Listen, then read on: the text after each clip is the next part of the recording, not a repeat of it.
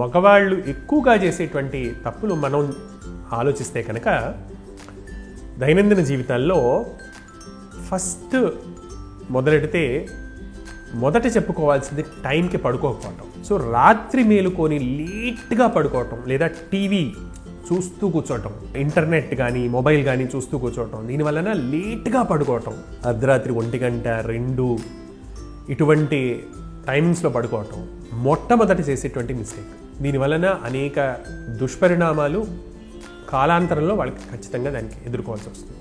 దీని కాన్సిక్వెన్స్ వలన జరిగే రెండో మిస్టేక్ లేట్గా లేవటం.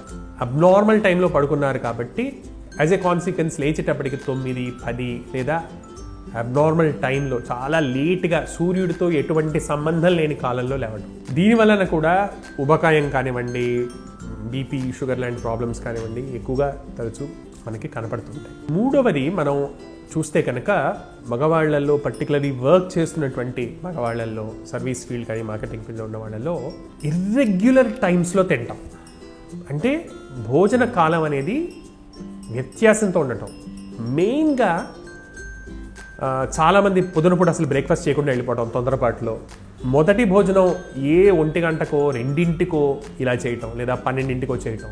దీనివలన తిన్న ఆహారం అరగకపోవటమే కాకుండా మెటబాలిజం అనేది దెబ్బతిని షుగర్ కానివ్వండి, కొలెస్ట్రాల్ కానివ్వండి, థైరాయిడ్ కానివ్వండి ఇటువంటి జబ్బులు వచ్చే అవకాశాలు చాలా ఎక్కువగా ఉండటం అనేది జరుగుతుంది.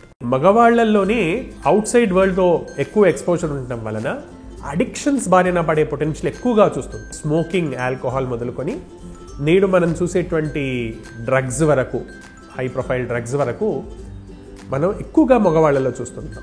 టెన్షన్ నుంచి రిలీజ్ అని కానీ, లేదా అది ఒక సైన్ ఆఫ్ మ్యాషోయిజం అని కానీ, లేదా వీరత్వం అని చూపించడానికని కానీ అలవాటు చేసుకొని తర్వాత దానికి బానిసలై, లేదా సోషల్ సర్కిల్లో ఒక రకమైనటువంటి ఫ్రెండ్స్ని మెయింటైన్ చేయాలని కానీ, లేదా కొన్ని ప్రొఫెషన్స్లో భాగంగా కానీ స్మోకింగ్కి, ఆల్కహాల్కి, ఇతర మత్తు పదార్థాలకి బానిస అవ్వటం, తద్వారా వచ్చేటువంటి అనేకమైనటువంటి రోగాల బారిన పట్టడం కూడా మనం మగవాళ్ళలో ఎక్కువగా చూస్తాం. తర్వాత మనం చెప్పుకోదగినది మానసికమైనటువంటి అంశాలు.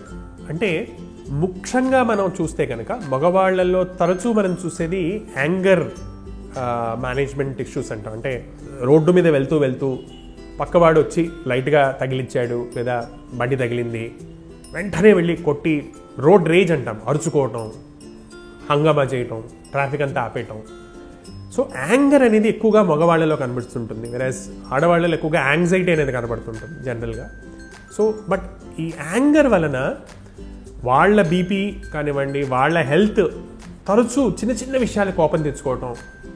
సో సెల్ఫ్ మేనేజ్మెంట్ లేకపోవడం వలన అనేకమైనటువంటి హెల్త్ ప్రాబ్లమ్స్ వాళ్ళకు వాళ్ళు కొని తెచ్చుకోవడం మనం తరచూ చూస్తుంటాం.